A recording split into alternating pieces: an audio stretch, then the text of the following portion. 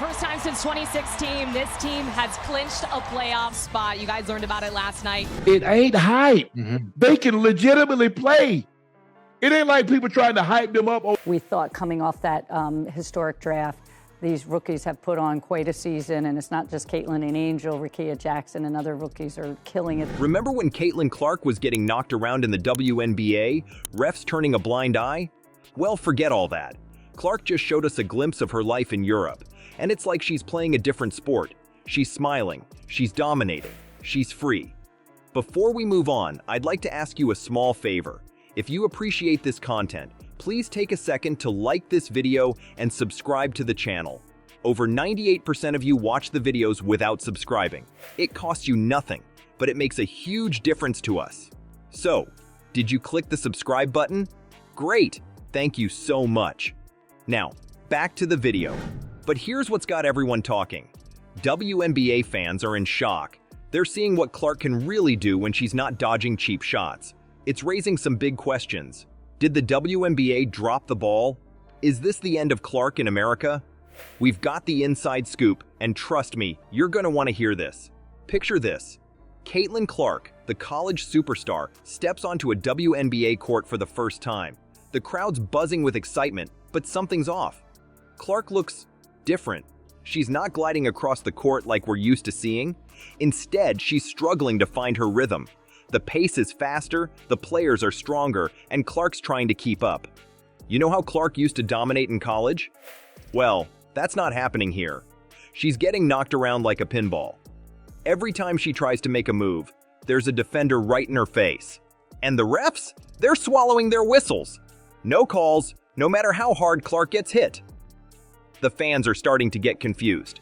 They came to see the Caitlin Clark show, but this isn't what they expected. Clark's shooting percentage is taking a nosedive.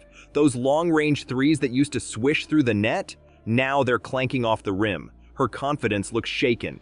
You can see it in her eyes. She's second-guessing every decision. It's like watching a completely different player. My expectations, for one, and exceeded a lot of people's expectations of what she could actually do during her rookie season. So Caitlin Clark, if you're out there, you are one of the GOATs of our games, and we appreciate you. Raised capital 2.5 years ago when nobody really was thinking about investing in women's sports.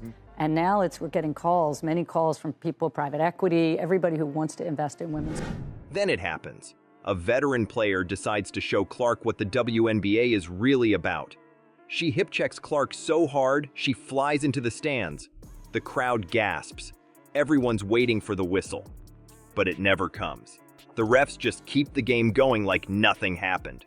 The arena goes silent. You could hear a pin drop. That's when Clark's frustration boils over. She's had enough. She marches up to the ref, getting right in their face. She's arguing, pointing, demanding some respect. But the ref's not having it. Next thing you know, Clark's hit with a technical foul. Just like that, a bad game gets even worse.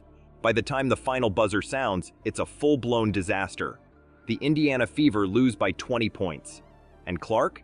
She finishes with more turnovers than points. It's the kind of debut that makes you wonder if all the hype was just hot air. Just when it looked like Clark's basketball future was going up in smoke, a surprising lifeline emerged from across the Atlantic. European leagues were ready to roll out the red carpet for the struggling star. But could a change of scenery really turn things around that drastically? You see, while Clark was having a rough time in the WNBA, European scouts were paying close attention. They weren't just watching her struggle, they were seeing potential. These scouts knew something that the WNBA seemed to miss. Sometimes, it's not the player that needs to change, but the environment. European basketball leagues have been on the hunt for a new superstar to boost their profile. They've been looking for someone with that special spark, someone who could light up the court and bring in the crowds. And in Clark, they saw exactly what they were looking for. So, they reached out to Clark with an offer that would make anyone's head spin. We're talking about a salary that's 10 times what she's making in the WNBA. 10 times. That's not just a raise. That's a whole new tax bracket. But here's the kicker. It wasn't just about the money. These European teams were promising something that seemed to be in short supply in the WNBA: respect. They were offering better treatment, a chance to play her game without getting knocked around every 5 seconds. It was like they were saying, "Hey, we see you. We know what you can do. Come show us." Now Clark was torn. On one hand, she had dreamed of playing in the WNBA her whole life. It was the pinnacle of women's basketball in the States. Could she really walk away from that? But on the other hand, this European offer was looking mighty tempting. A chance to play her game, make some serious cash, and be treated like the star she knew she could be.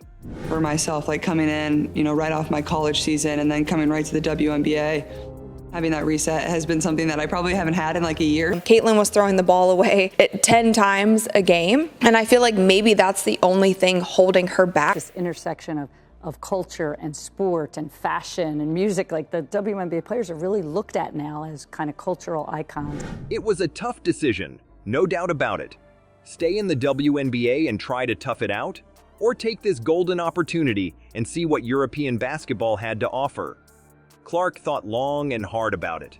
She talked to her family, her agent, probably even her dog, and in the end, she made a decision that would change everything. Clark took the plunge and headed to Europe. Little did she know, her first game would rewrite everything we thought we knew about her abilities. What happened in those 40 minutes that had WNBA fans questioning everything? Picture this. Caitlin Clark steps onto a European court for the first time. The crowd's buzzing, but there's something different in the air. As the game starts, Clark's got space to move. The defense is there, but it's clean. No elbows flying, no body checks. Clark hesitates at first, waiting for the hard fouls she's grown used to. But they never come. You can see the change in her body language. Clark starts to loosen up. That trademark smile creeps back onto her face. She's having fun again, like she's back in the playground. And then, it happens. Clark gets the ball behind the three-point line. She squares up, releases, and swish. Nothing but net. Suddenly, it's like the floodgates have opened. Clark's draining threes like it's a practice session. The crowd's going wild with every shot. But it's not just her scoring that's different. Her teammates are setting her up for success, running plays designed to get her open. The coach is letting her play her game, giving her the green light to shoot whenever she sees an opportunity. As the game goes on, Clark's confidence skyrockets. She's weaving through defenders, making no-look passes, and controlling the tempo of the game. It's like watching a completely different player from the one we saw struggling in the WNBA. By the final buzzer, Clark's dropped 40 points in her European debut. The crowd's on their feet, chanting her name. It's a far cry from the silence that followed her WNBA games. But here's what's really wild. It's not just about the points. Clark's playing with a freedom we haven't seen since her college days. In Europe, they're letting her be herself on the court. There's no trying to fit her into a rigid system or expecting her to change her game. They're celebrating her talent, not trying to contain it. Ability to influence your offense, right?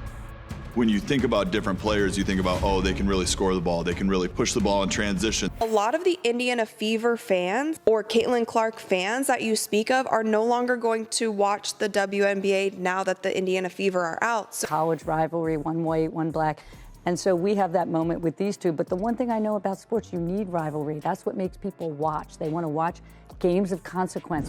While Clark was lighting up European courts, a storm was brewing across the Atlantic. WNBA fans who'd watched their star rookie struggle all season couldn't believe their eyes. What happened next would shake the league to its core. Social media exploded with reactions as the video of Clark's European performance went viral. Fans were losing their minds, and for good reason. It was like watching a completely different player. Some were thrilled to see Clark finally showing her true potential, while others were panicking about what this meant for the future of the WNBA. People started questioning the league left and right. How could the WNBA let this happen? Why couldn't they make Clark shine like this? The contrast between her struggles in the States and her dominance in Europe was too stark to ignore. Fans were demanding answers, and they wanted them now. You know what's crazy? The WNBA executives were just as shocked as everyone else. They were holding emergency meetings, trying to figure out how to respond to this PR nightmare. Imagine being in those rooms, watching Clark drain 3 after 3 in a European jersey, while your league's reputation takes hit after hit. Fans weren't just sitting back and watching, though. They were demanding real changes. We're talking better treatment for players, higher salaries, and stricter officiating. It was like Clark's success overseas had opened everyone's eyes to the problems in the WNBA. Fans were saying, look, if Europe can do it, why can't we? But here's the thing that really had people worried. What if this was the end of Clark in the WNBA? Some fans were already picturing a future where all the top talent headed overseas for better opportunities.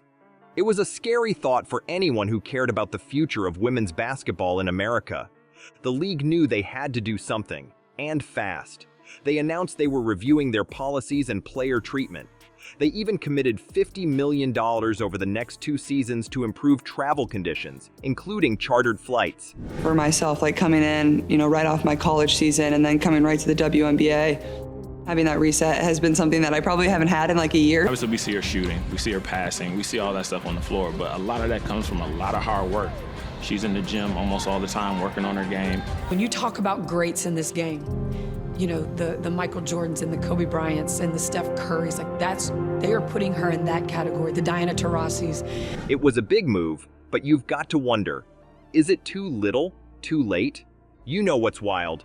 Caitlin Clark's success in Europe isn't just changing her career, it's shaking up women's basketball worldwide. The WNBA's got some serious competition now, and they're feeling the heat. Experts are saying if more top players follow Clark's lead, it could hit the WNBA where it hurts, viewership and sponsorships. And get this, European leagues are stepping up their game, investing more money and improving player conditions. It's like they're rolling out the red carpet for WNBA stars. So what's next? The ball's in the WNBA's court. Will they step up and make some real changes? Or will they watch their talent fly across the ocean? One thing's for sure. Caitlin Clark's just getting started, and she's got the whole basketball world watching.